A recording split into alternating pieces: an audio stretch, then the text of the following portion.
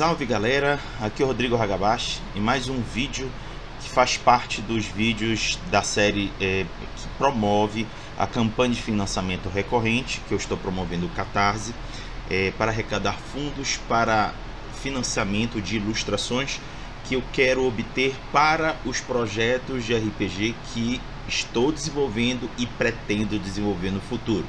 Atualmente, o projeto que estou trabalhando é o material digital, textual e visual do projeto Belém Noturna, que é um projeto de narrativas de RPG do Vampiro à Máscara, 5ª edição, utilizando a região metropolitana de Belém como cenário de jogo.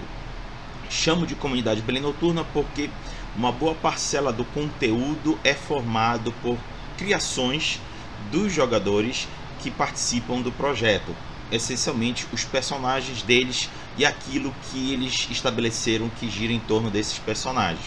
E aí já tem algum tempo que eu estou fazendo vários vídeos explicando as partes que eu já construí em torno do arquivo textual que estou acumulando o conteúdo do projeto.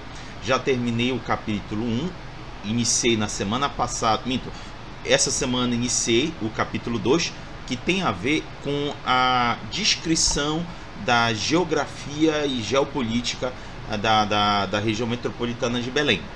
Eu já comecei a parte introdutória do capítulo e vou ler os parágrafos dele agora para vocês conhecerem. Quem já faz parte do financiamento tem acesso ao arquivo desse conteúdo que eu vou ler hoje para vocês e de tudo que eu já fiz anteriormente. Então, se você ainda não contribuiu, considere a possibilidade de contribuir com a campanha de financiamento coletivo recorrente. Está na descrição aqui do vídeo o link, basta você ver a descrição, você vai ver o link lá do Catarse. São só R$10 por mês que você me ajuda ao longo do tempo a acumular recursos suficientes para bancar as ilustrações, beleza? Então vamos a hoje, que eu quero mostrar aqui para vocês, mudar aqui a telinha. Bom, hoje eu vou explicar para vocês o início do capítulo 2 utilizando o Google My Maps, que eu já mostrei para vocês em alguns vídeos anteriores, que vai ser uma ferramenta que eu vou usar com muita frequência para desenvolver o trabalho aqui, principalmente desse capítulo 2, cujo título do capítulo 2 é a região metropolitana. Primeiro parágrafo que eu coloco aqui no arquivo: a região metropolitana de Belém, ou também conhecida como Grande Belém, é formada por 7 municípios e possui uma população aproximada de 2,5 milhões de habitantes. A sua concentração populacional e urbanística é maior no município de Belém, que também é a capital do estado do Pará, estado integrante da região norte do Brasil. Bom, vocês já devem ter me visto mostrando esse mapa em vídeos anteriores ou em algumas das sessões que eu narrei do Belém Noturna. Os 7 municípios que compõem a região metropolitana são Belém, que está nessa grande massa vertical urbanística, ela se concentra basicamente aqui. Tem a ilha de Outeiro, que faz parte do território de Belém, e essa grande área que é a ilha de Mosqueiro, que também faz parte do município de Belém. Em seguida, mais ou menos nessa área aqui, vem o município de Ananindeua, que é o segundo maior município em termos de população do estado do Pará. Em seguida vem Marituba, que fica mais ou menos aqui nessa área. Essa manchinha cinza, gente, é a área urbana, que fica bem característica, e o que naturalmente está em verde é considerado zona rural da região, tá? E depois de Marituba, que é o terceiro município, vem o município de Benevides, o 4º município da região, ele fica aqui nesse ponto. Acima dele fica o município de Santa Bárbara, também integrante da região metropolitana, sendo o 5º município. O 6º município é o município de Santa Isabel do Pará. E por fim, o 7º município, o município de Castanhal, o município mais a leste da área pertencente à região metropolitana de Belém. Todos eles, quase todos eles, ligados por esse eixo de rodovia federal, que é a BR-316, Também tem um trecho como 010, mas é popularmente conhecido como 316. O único município que não está ligado por esse eixo, mas é servido também por ele, é o de Santa Bárbara, que é acessado pela PA, é uma rodovia estadual 391. Então são esses os municípios que compõem a região metropolitana. Naturalmente, o surgimento da região se deu a partir de Belém, a qual foi fundada em 1616 pelo capitão Francisco Caldeira Castelo Branco, às margens do rio Guajará e do rio Guamá, onde ele construiu um fortim denominado Forte do Presépio, assim iniciando a formação do povoado colonial português. Lembra que eu falei para vocês que Belém é esse trecho aqui? Só que o fortim foi construído aqui, mais especificamente nesse ponto aqui, ó. Essa área que é hoje conhecida como Forte do Castelo é onde foi a área que foi construído esse fortim Forte do Presépio e tornou-se o ponto zero de formação da cidade de Belém. Aí quando ele diz as margens da Baía do Guajará e a Baía do Guamá, que são as áreas de água fluvial que banham toda essa área aqui da cidade e depois posteriormente a região metropolitana. Então a cidade foi crescendo para cá e principalmente para cá. Continuando aqui, ao longo dos mais de 400 anos de existência da Grande Belém, a região sempre foi vista como um ponto estratégico para o transbordo de cargas, mercadorias e principalmente riquezas que foram e ainda são extraídas da Amazônia. A sua localização próxima à foz do rio Amazonas propicia uma movimentação comercial e de bens que atraiu ao longo de sua história vários comerciantes, empresários e detentores do poder interessados na riqueza que é trazida para a cidade e a partir dela seguir para o mundo através dos oceanos e para o resto do Brasil através de suas vias terrestres. Vou explicar aqui com mais detalhes. Olha só, galera, aqui uma visão mais ampla. Belém está nesse pontinho aqui que eu mostrei para vocês e essa área aqui é considerada a foz do rio Amazonas, que isso aqui também é banhado por águas do rio Amazonas. Olha aqui, olha, o rio Amazonas vindo aqui nessa direção, ele tem uma ramificação que vem por aqui, a gente chama bem aqui de Estreito de Breves, mas também são águas da bacia do rio Amazonas. A bacia é uma formação de vários rios que compõem um eixo principal de rio, que é o rio Amazonas. E aqui a gente tem a contribuição do rio Tocantins, que ajuda a contribuir muito nesse ponto de foz do rio Amazonas, que é acessado, que serve de acesso para o município de Belém. Então vocês percebam que é um ponto estratégico do que vem dessa área amazônica para o oceano, porque aqui, galera, já é o mar. Olha aqui, deixa eu mostrar aqui mais profundamente. Aqui já é o Oceano Atlântico. Bem aqui tem a parte oeste do continente africano e o continente europeu bem aqui o continente norte-americano e bem aqui. Por que Belém é importante nessa questão de foz?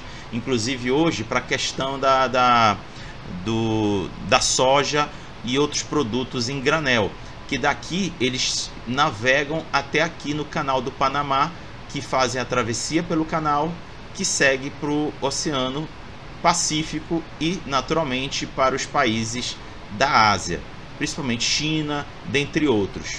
Então, vocês percebam o quanto que, em termos de localização estratégica, é para o comércio internacional que Belém representa. Ela também representa para o comércio nacional, porque a partir dela, tudo bem que hoje já há outros municípios que podem fornecer esse tipo de posicionamento, como Santarém, aqui pelo Rio Madeira pode chegar até o Mato Grosso, mas no passado, até um passado relativamente recente, tudo desembocava do rio para Belém, porque esses portos não eram tão importantes e os acessos terrestres até esses portos, como eu falei de Santarém ou até de Manaus, não eram tão facilmente acessíveis por meio terrestre.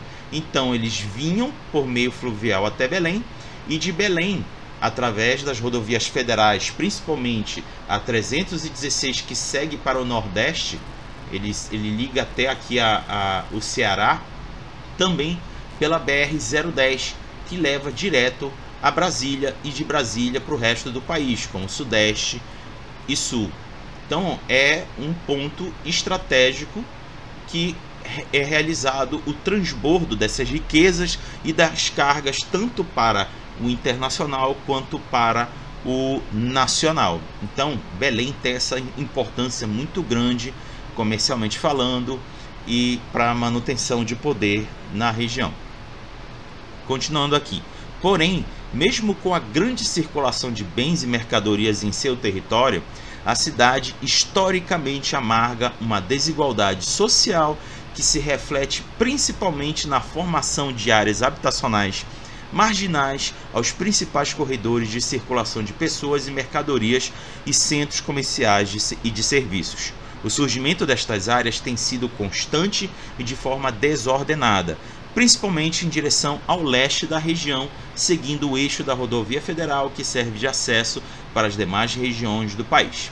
Bom, historicamente Belém, ela foi formando áreas de grande valorização habitacional e outras de baixa valorização habitacional. Naturalmente, as áreas de grande valor habitacional ficaram nas proximidades e em torno da área comercial de Belém, que é essa área aqui que eu estou passando, que é muito próximo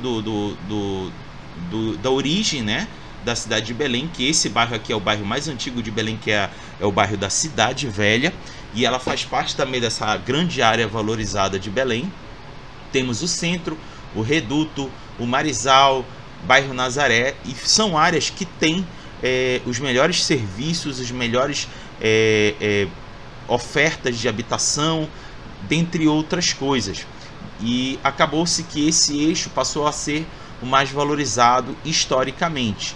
Em contrapartida, aqueles que não tinham recursos para poder habitar aqui nessas áreas de melhores qualidade de vida, foram ocupando essas áreas marginais de Belém, que é uma área que até pouco tempo atrás ainda sofre, gente, ainda sofre, dependendo do clima, que o inverno amazônico, ele ocorre mais ou menos da metade de dezembro até metade de maio, não, metade de junho, é o período que chove muito, e em função das chuvas o nível da água sobe muito, e quando ocorre um período mais forte de chuva, os bairros tendem a ficar alagados. A população dessa região costuma sofrer muito nesse período, e naturalmente essa área ficou desvalorizada em função disso. Então quem não tinha recursos para morar para cá veio ocupando essa área. E o crescimento da cidade ocorreu dessa maneira. Aqueles que tinham condições, estabelecendo negócios e moradias nas melhores áreas, e a população mais de baixa renda habitando as margens. Mas isso no período em que Belém se resumia ao que a gente chama de primeira légua patrimonial, que é essa área aqui. Só que no último século, gente, Belém expandiu absurdamente, principalmente nessa área aqui. É uma expansão que tem uma presença muito forte de classe média e classe baixa, mas principalmente definida por esse eixo, que é o eixo da Avenida Augusto Montenegro, no passado Rodovia Augusto Montenegro, porque ligava ao distrito de Coraci, que é um distrito habitacional muito antigo. Ele é bastante antigo, mas até então esse eixo dele, em torno dele, não era ocupado, era muito mais de sítios e chácaras. Mas com o crescimento da cidade foi ocorrendo um adensamento populacional muito grande ao longo dessa Avenida Augusto Montenegro, e hoje a gente já vê uma mancha consolidada urbana até chegar lá no distrito de Coraci. Então, nesse último século houve essa expansão, e também a expansão e formação do município de Ananindeua, que é essa grande área habitacional aqui, que já está migrando para cima de Marituba. Então, essa é a grande área de expansão habitacional, onde as principais áreas valorizadas ocorrem ao longo da da rodovia BR-316 e da Augusto Montenegro, e os bairros de população mais pobre, de menor quantidade de recursos, estão às margens desses eixos de desenvolvimento que foi no texto que eu li para vocês. Continuando aqui. Na perspectiva dos amaldiçoados, a Grande Belém serve de palco para uma disputa secular entre a Camarilla e o movimento anarco e aqueles que se declaram independentes. Nenhum deles possui influência suficiente para se estabelecerem como uma força dominante da região. Inclusive, pactos são eventualmente formados entre eles quando a situação demanda uma união de forças. Porém, esses pactos são frágeis e não se sustentam por muito tempo. Graças a essa disputa, pequenos feudos foram formados, principalmente pela corte de Belém, se apropriando dos bairros nobres e áreas industriais da cidade, e pelo Baronato do Guamá, ocupando espaços nos bairros pobres às margens do rio Guamá. Vocês já estão vendo desde o começo aqui dessa exibição que eu fiz esse registro de áreas verdes, uma área vermelha e uma área roxa, que é para representar as áreas que hoje são reivindicadas pelos vampiros de Belém. A área verde é a área pertencente aos vampiros da Camarilla. Vejam como ela ocupou as áreas mais nobres da cidade. Essa área aqui mais distante, principalmente aqui, é o Distrito Industrial e o Distrito de Coraci de Belém, que é uma área de domínio do Ventru Elias Nassar. E aqui é uma área formada pelo novo Principado da Camarilla, que é o Principado de Ananindeua e Marituba, mas realmente a área de influência se resume a essa grande área aqui, que é predominantemente a área do bairro da Cidade Nova, que é de influência do La Sombra, recentemente nomeado Príncipe o La Sombra Pastor Rosário. São essas as áreas de domínio da Camarilla. Vocês percebam que elas não são completamente ligadas. Temos aqui a área coesa do Baronato do Guamá, que é de predomínio do movimento anarco, dos vampiros do movimento anarco, que atualmente está sofrendo com um declínio de poder de influência, mas isso a gente vai explorar nos próximos arcos do Belém Noturna. E essa área roxa é a área registrada de vampiros independentes que não se decidiram em migrar nem para o movimento anarco, nem na Camarilla, mas que conseguem estabelecer pactos de convivência, de boa convivência entre as duas seitas. Mas geralmente eles se veem no meio dos conflitos entre as duas seitas. Então, essas são as áreas que são ocupadas pelos vampiros na cidade de Belém. Apresentei para vocês todos os municípios de componentes da região metropolitana de Belém. Aí vocês devem estar se perguntando: Raga, por que tu está querendo colocar toda a região metropolitana de Belém e não somente essas áreas urbanas que compõem a região? Eu explico. Considerando uma população de 2,5 milhões para toda essa área, acabaria ficando utilizando aquela equiparação de vampiros por população, que o livro, desde as primeiras edições, coloca que é de 100 mil habitantes para um vampiro, considerando o equilíbrio sustentável de alimentação dos vampiros, porque se houver muitos vampiros, a alimentação ela corre o risco de quebrar a máscara, porque vai haver muitos vampiros buscando alimento entre os mortais, e esses mortais continuarem vivendo com saúde suficiente para sustentar esses vampiros. Então, são essas duas questões que ajudam a causar um equilíbrio, esse número mágico de 100 mil habitantes por vampiro. Então, a partir dele, conseguir ter um número de limite para trabalhar. Eu posso já afirmar para vocês que dentro do cenário de jogo já tem um pouco mais do que isso, mas pelo menos está próximo e dentro do que é equilibrado de manutenção entre mortais e vampiros. Então eu fiz essa mescla de municípios da região metropolitana, até porque tem uma questão geopolítica aqui muito entrelaçada entre a capital, Belém, e os demais municípios. Então achei uma decisão importante, e aí eu consigo também explorar no futuro as áreas rurais que podem envolver os outros seres sobrenaturais de Mundo das Trevas. Fora outras questões também que eu já abordei em arcos aqui do Belém Noturna, por exemplo, que Castanhal ainda é um território ocupado pelo Sabá.